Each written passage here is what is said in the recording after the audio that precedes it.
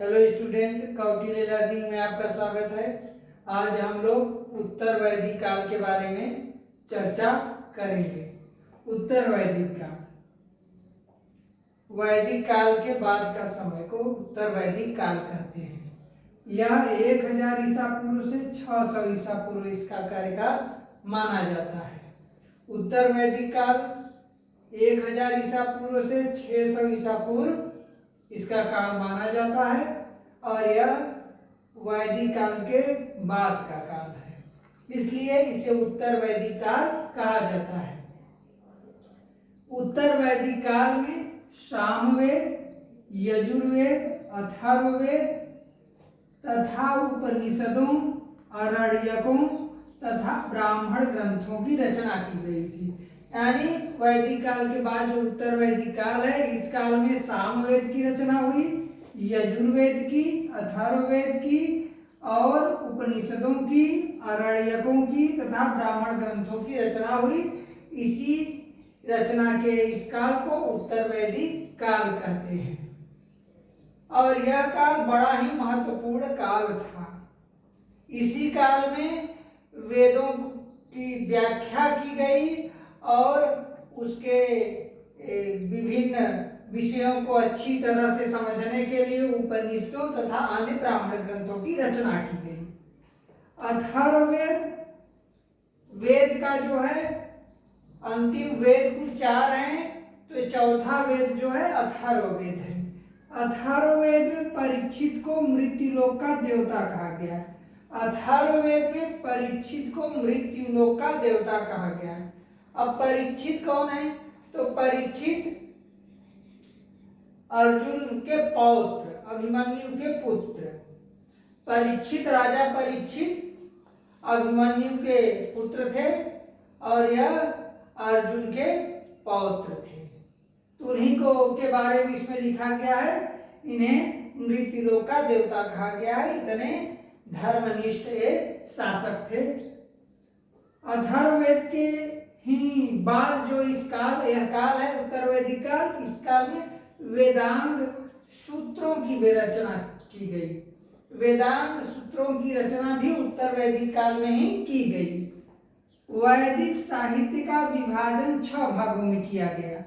वैदिक जो साहित्य है उसे, उसका जो विभाजन है वो कितने भागों में किया गया? 6 भागों में किया गया, जिसे वेदांग कहा जाता है। वैदिक साहित्य का विभाजन 6 भागों में किया गया, जिसे वेदांग कहा जाता है और इन्हें सूत्र भी कहा जाता है। वेदांग को सूत्र भी कहा जाता है और इनकी कुल संख्या 6 है। वेदांग की कुल संख्या कितनी है? 6 है। अब यहां देखते हैं वेदांग है और वेदांग के अर्थ, प्राचीन ग्रंथ और ग्रंथकार कौन है। तो वेदांग कौन है? पहला है शिक्षा। शिक्षा ध्वनि शास्त्र, इसमें ध्वनि के बारे में बताया गया है। शिक्षा का जो अर्थ है वो है ध्वनि शास्त्र, यानी ध्वनियों के उच्चारण के बारे में इसमें बताया गया है। इसे रीत कहा गया है और इसका जो प्राचीन ग्रंथ है प्रतिशाठ्य, प्रतिशाठ्य इसका नाम है, या प्रतिशाख्य भी कहा गया है इसे। और इसके रचनाकार जो है वो सौनक ऋषि हैं। प्रतिशाख्य की रचनाकार कौन, किसे कहा गया है? तो है सौनक ऋषि। प्रतिशाख्य की रचना सौनक ऋषि ने की है।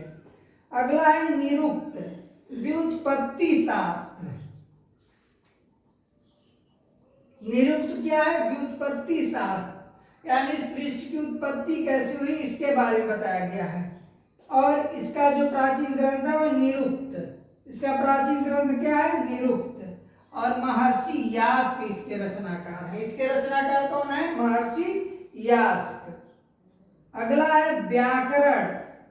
व्याकरण का अर्थ व्याकरण, यानी व्याकरण किसी भी भाषा को व्यवस्थित रूप देने का नियम। तो व्याकरण में नियम बताए गए हैं। भाषा, संस्कृत भाषा के बारे में कैसे शब्द की उत्पत्ति हुई, ये सभी चीजों के बारे में बताया गया। इसका जो सबसे प्राचीन ग्रंथ है वो है अष्टाध्यायी। अष्टाध्यायी की रचनाकार है पाणिनि। अष्टाध्यायी के रचनाकार कौन है? पाणिनि। पाणिनि जो ये थे एक बहुत बड़े विद्वान थे संस्कृत के, और इन्होंने अष्टाध्यायी की रचना की। अष्टाध्यायी में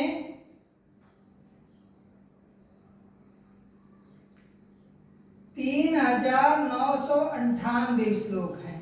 अष्टाध्यायी में 3998 श्लोक हैं, और व्याकरण की उत्पत्ति अष्टाध्यायी से मानी जाती है। और यह माना जाता है कि अष्टाध्यायी में जो व्याकरण बताए गए हैं वह पाणिनि ने इसको क्रमबद्ध किया, और पाणिनि को यह व्याकरण का ज्ञान भगवान शिव के डमरू से प्राप्त हुआ था। वो ध्वनियां भगवान शिव के डमरू से प्राप्त हुई थी। पाणिनि नंद वंश के शासन में के समय थे यह, और नंद वंश के राजसभा में भी ये निवास करते थे। पाणिनि जो तक्षशिला के बड़े आचार्य भी थे, तक्षशिला में अध्ययन अध्यापन भी किए थे। तो इनकी जो रचना है वो अष्टाध्यायी। अगला जो है छंद, माप सिद्धांत, यानी माप सिद्धांत। छंद यानी माप सिद्धांत।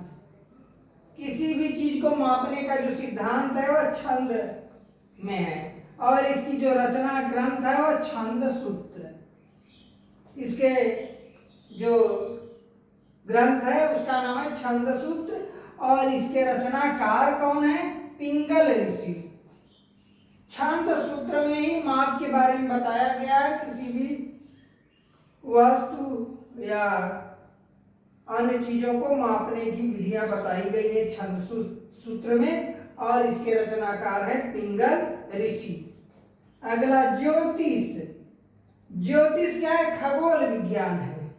ज्योतिष खगोल विज्ञान। वेदांग ज्योतिष, इस ग्रंथ का नाम है वेदांग ज्योतिष, और इसके जो रचनाकार हैं लगध मुनि। वेदांग ज्योतिष के रचनाकार लगध मुनि हैं।